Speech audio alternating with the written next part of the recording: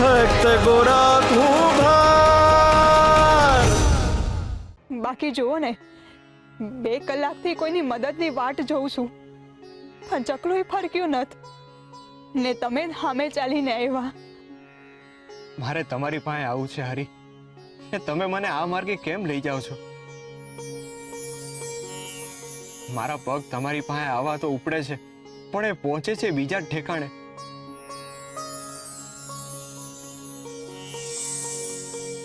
હું આમાં કેમનો તમારી પાસે આવી શકીશ ભાઈબંધ?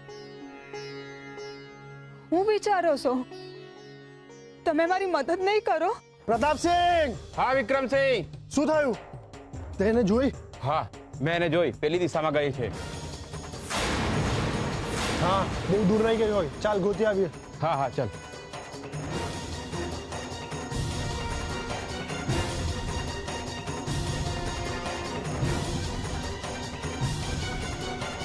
ક્યાં ગઈ હશે? ગમે તેમ કરીને શોધવી પડશે, નહીં તો યુવરાજ આપણને કારાવાસમાં નાખી દેશે। પેલી ગલીમાં બહુ અંધારું લાગે છે, કદાચ ત્યાં સંતાઈ હશે। હાલ ગોતી આવીએ। હાલ। તમારે અહીંથી બહાર નીકળવાનો પ્રયત્ન તો કરવો પડશે ને? આ રીતે તો કેમ ના નીકળી શકશો તમે? મેં ઘણા પ્રયત્નો કર્યા, તમારા કીધા પ્રમાણે હું ગામના પાદરે ગઈ હતી, પણ ત્યાં યુવરાજના સૈનિકો ઊભા હતા। જો એમણે મને જોઈ લીધી હોત ને, તો અત્યારે હું એ નરાધમ યુવરાજના કબજામાં હોત। હું બરાબરની ફસાઈ ગઈ છું, અહીંથી બહાર જવાનો કોઈ માર્ગ જ નથી। એવું ન બોલો હરી, છે ને એની પાસે હંધાઈના માર્ગ છે। મારો શામળિયો છે ને એ કોઈને આમ જાજા સમય સુધી તકલીફમાં જોઈ ન શકતો। મારે જડ મારા બાપા પાસે જવું છે। એ મારી ચિંતા કરતા હશે, મારી વાટ જોતા હશે, મારે એમની પાસે જવું છે। મને અહીંયા બહુ બીક લાગે છે। હા હા, તમે ઝટ પોગી જાઓ। પેલા મને એમ કહો, તમારા ગામનું નામ શું છે? આ બાજુનું જ ગામ છે, કેશવગઢ। અરે કેશવગઢ તો 2 ગામ દૂર જ છેટું છે। એકવાર તમે પાદર વટાવી જાઓ ને, પછી તો હાલતા હાલતા પોગી જાઓ। એ તો શક્ય નથી લાગતું મને, અને જો હવાર પડી ગઈ ને, મારું પકડાઈ જવું નક્કી જ છે। મને લાગે છે તમે મને જંગલનો માર્ગ દેખાડી દો।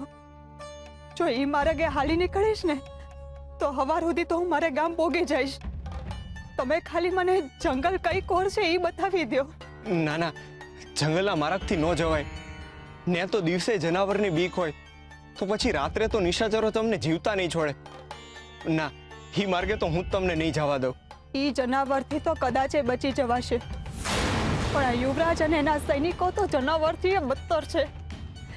એમનાથી કેમની બચી શકીશું? તમે હવે મને જંગલનો માર્ગ દેખાડી દો, મહેરબાની કરો। બીજો માર્ગ છે। આ ગામનું પાદર છે ને, ત્યાંથી તમે વયા જાજો। મેં તમને કહ્યું ને, ત્યાં સૈનિકો ખડે પગે ઊભા છે અને મને ગોતી જ રહ્યા છે। હું જાણું છું, છતાંય તમે હાલો, હું તમને ગામનું પાદર પાર કરાવી દઉં। હાલો। હા, તમે શું કહો છો?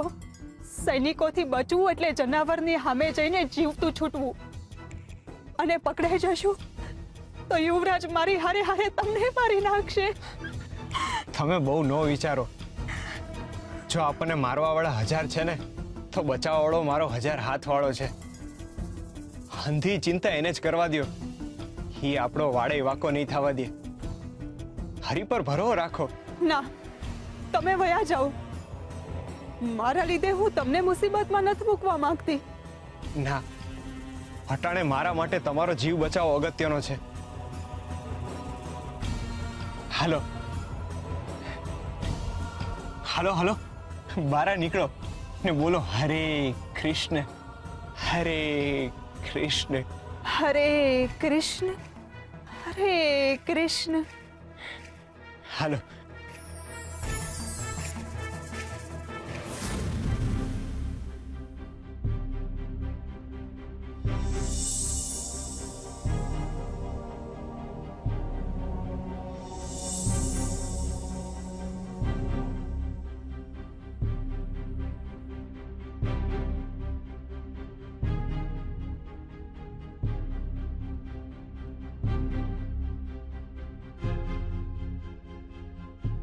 મારાથી કઈ ભૂલ તો નથી થઈ ગઈ ને? મેં એમના પર ખોટું દબાણ તો નથી નાખી દીધું ને? એ મારી વાતને સમજી તો ગયા હશે ને? મારી ભાવનાઓને સમજ્યા તો હશે ને હરી? એ બિચારા મને એમનું પોતાનું માણસ માને છે ને અટાણે એમના ને મારા વિચારો નોખા થઈ ગયા છે. એ બિચારે અટાણ લગી બહુ સહન કર્યું ને મેં સમય સંજોગ કઈ જોયા વિના બધું ભડ બોલી નાખ્યું. એમના હાથ પગ બળતા હતા ને મેં હૃદય બાળ્યું. હરી, મારાથી આ શું થઈ ગયું? હરી, કેમ તમે મને રોકી નહીં? મારા ભગતને મારી પાસે એમ કેમ લાવો? હરી, મારે એમનો વિચાર પહેલા સાંભળવો છે ને પછી એમને એ વિચાર છોડવા અને ગૃહસ્થી વિશે વિચારવા સમય આપવો છે. હું એમની રાહ જોઈ શકું છું, પણ એમના વિના નહીં રહી શકું. કંઈ પણ કરીને તમે ભગતને ગૃહસ્થી તરફ વાળો. હરી, ગૃહસ્થી તરફ વાળો, ગૃહસ્થી તરફ વાળો.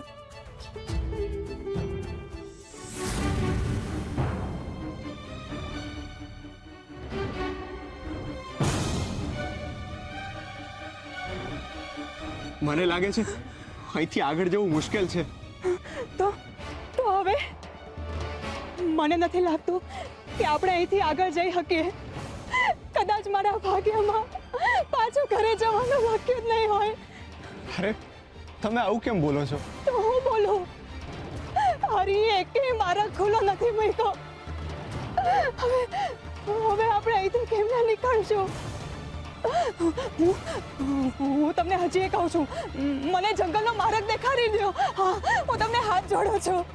પણ જંગલનો માર્ગ હિતાવો નથી. મારું હિત તો મને અહીંયા ક્યાંય નથી દેખાતું. જો મારા ભાગ્યમાં જીવવાનું હશે તો કદાચ એ માર્ગે હું બચી જઈશ. બાકી પરોઢ થવા આવી છે. હમણાં અજવાળું આખા ગામને ઘેરી વળશે અને મારા જીવનમાં અંધારું છવાઈ જશે.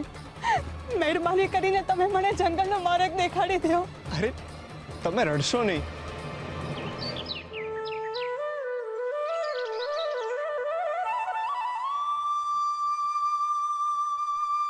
હરે કૃષ્ણ, હરે કૃષ્ણ.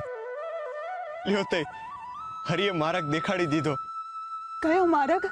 તમારા ઘરે જવાનો. આ પરોઢનું અજવાળું છે ને, એ તમારા જીવનને અજવાળશે. એ કઈ રીતે?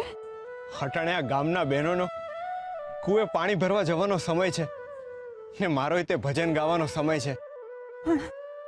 પણ આમાં મારો માર્ગ ક્યાંથી? હરિના નામમાં હંધાઈ માર્ગ છે. હું જેવું ભજન ગાઈશ ને એવું લોકોનું ધ્યાન મારી તરફ ખેંચાશે. તો સૈનિકો પણ આ બાજુ જોશે. તો બોલો હરે કૃષ્ણ, હરે કૃષ્ણ.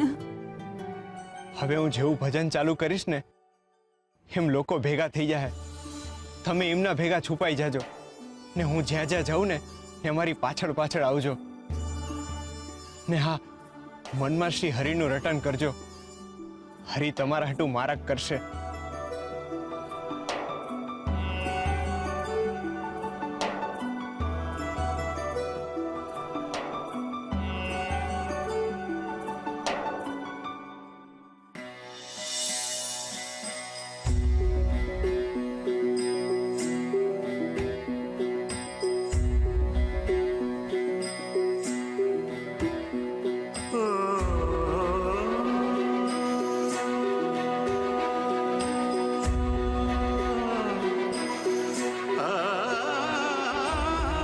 વાહ, ગોરાનું ભજન. આજનો દી સુધરી ગયો. ગોરાનું ભજન કાને પડ્યું એટલે આજનો દી હરી સંભાળી લે. હે હાલો. કેટલું સુંદર ભજન ગાય છે. હમણાં કંઠમાં સ્વયં માં શારદા છે.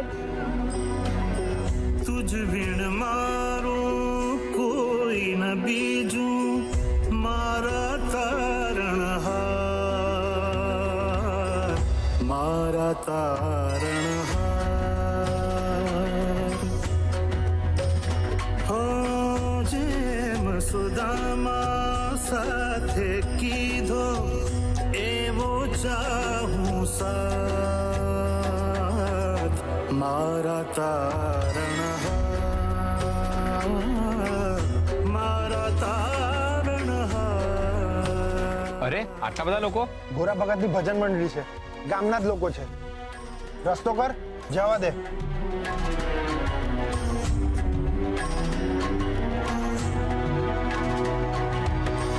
વેદ ધર્મ હું કાંઈ ન જાણું, જાણું તારું નામ, જાણું તારું નામ.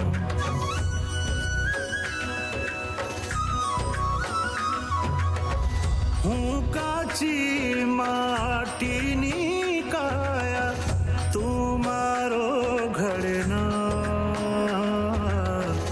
તું મારો ઘડનાર. જેમ સુદામા સાથે કીધો એવો ચાહું સાર મારા તારણહાર, મારા તારણહાર.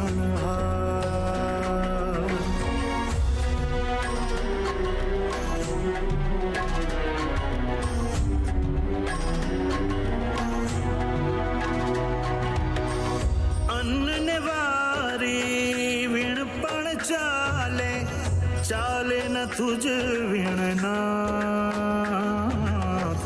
ચાલે ન તુજ વીણનાથ.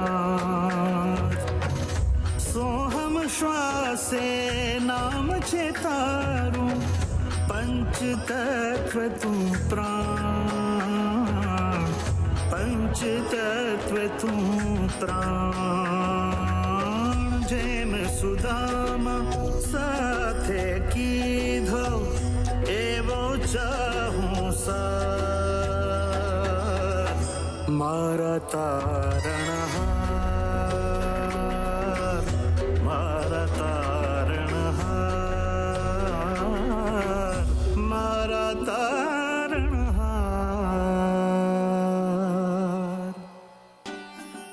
હરે કૃષ્ણ, હરે કૃષ્ણ. વાહ ગોરા વાહ, આજે તો તે ભક્તિમાં ભીંજવી નાખ્યા અમને. હવાર સુધરી ગઈ અમારી. હવાર નહીં સકરી બેન, જિંદગી સુધરી ગઈ. ગોરાના ભજનમાં તો સરસ્વતી હોય છે. હા ગોરા બેટા, તું અમારી હારે હવારે પ્રભાત ફેરીમાં આવતો હોય તો? હરિની ઈચ્છા હશે ને તો ઈ થાહે. હા બેટા, આજે તારા મોઢા પર સ્મિત જોઈને મનને બહુ હરખ થાય છે. કાલે તું ચોરા પાસે રડતો તો ને તો મારું મન બેહી ગયું તું, પણ અટાણે મનને તાઢક વળી બેટા. હાલો તે કુવે જઈએ. હા હાલો. જય શ્રી કૃષ્ણ બેટા. જય શ્રી કૃષ્ણ.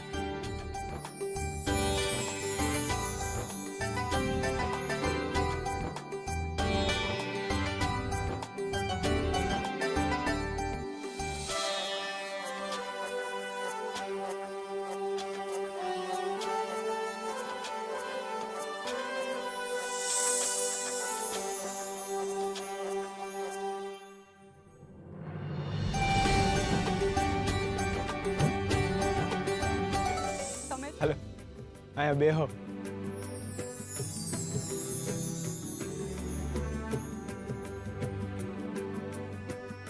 મેં તમને પૂછ્યું હતું કે તમે હરી છો, પણ આજે ખરેખર ખબર પડી ગઈ કે તમે જ મારા હરી છો.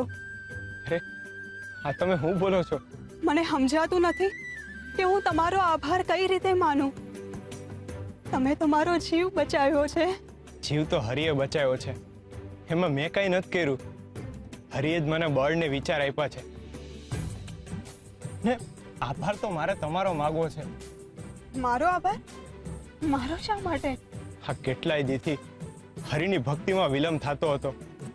મારું અને હરિ વચ્ચેનું અંતર વધી જતું હતું, પણ આ તમારા લીધે હું આટલા દી પછી હરિનું ભજન ગાઈ શકો ને હરિને યાદ કરી શકો. તમારો ખૂબ ખૂબ આભાર. હરિ તમને સદાય સુખી રાખે. તમે તો મોતી જેવા માણસ છો, ઉપકાર કરો છો ને આભાર માનો છો. તમારા જેવા માણસ મેં આજ દી સુધી નથી જોયા. તમે તો તમારા જીવના જોખમે મને અહીંયા સુધી લઈ આવ્યા. આવા માણસ તો હરિની કૃપા હોય તો જ મળે. હરે કૃષ્ણ હરે કૃષ્ણ. કૃષ્ણ જ સાચો માર્ગ છે ને એ જ સાચું સત્ય છે. હવે તમે એને મનમાં યાદ કરીને ને આ વાટ પકડો. રસ્તામાં તમને ગાડું મળી જાય ને એ તમને તમારા ઘર સુધી પહોંચાડી દેશે. ને હું તમારી અને તમારા બાપાની માફી માંગુ છું. અરે અમારી માફી હું કામ? હા, તમને અમારા ગામમાં આટલી બધી તકલીફ પડી. હા, અમારા ગામના યુવરાજે તમને ને તમારા બાપને આટલી બધી તકલીફ આપી ને એના માટે.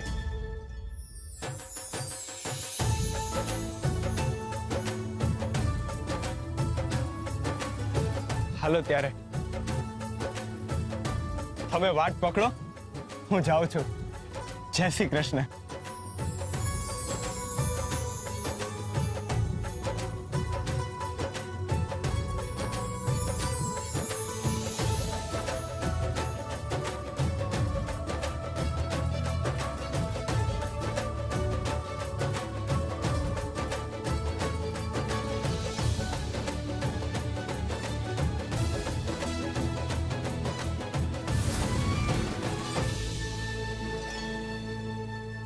શું વાત કરો છો? આ સાચા સમાચાર છે? વાત હાવ સાચી છે બા. મને લાગે છે ગઈકાલે સવારે જ મહારાજનું મૃત્યુ થઈ ગયું હશે. આ મારા તો માનવામાં જ ન થાવતું. વાત હાવ હોના જેવી સાચી છે. અંદરની ખબર છે. આ મહારાજ હતા ત્યાં લગી એમણે બહુ સારા કામ કર્યા. એમની અંતિમ સમયે વિદાય ધૂમધામથી થવી જોઈએ. પણ ગામમાં તો કોઈને વાવડ પણ નથી મળ્યા. બા હંધુએ અંદર બધું પતાવી દીધું લાગે છે. એમનું મૃત્યુ કઈ રીતે થયું એ ક્યાં બહાર ખબર પડવા દીધું છે. પણ રસોઈયાને કહીને વર્ષોથી તમારા ભોજનમાં થોડા ધતુરાના બીજ નખાવતો રહ્યો. એ હમણાં તો બીમાર જ રહેતા હતા ને. પણ બીમારીમાં કાંઈ થયું હોય તો વેદને તો બોલાવ્યા હોય જ ને. વેદને તો કાંઈ ખબર જ નથી. તો મહારાજનું મૃત્યુ થયું તો ખાલી ઘરના જ લોકો એમની પાસે હશે?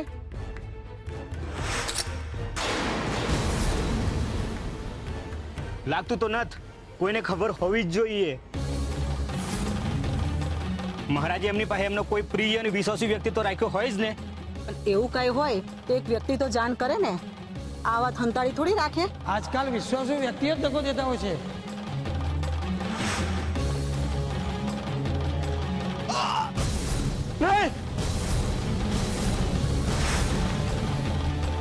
જેને હાથ દઈએ એ હાથ ઉપર વાર કરે એવો જમાનો આવ્યો છે. આ તો ગજબ થઈ ગયું. હવે માધવપુર ગામના મહારાજ યુવરાજ જ બનશે.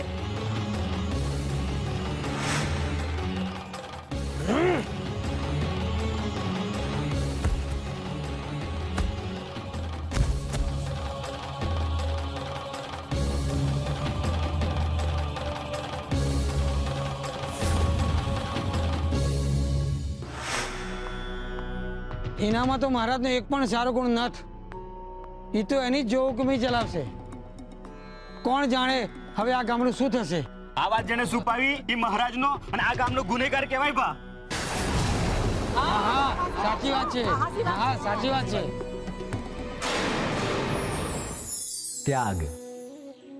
ત્યાગ એટલે આધ્યાત્મ સાથે જોડાયેલો ઉચ્ચ ભાવ.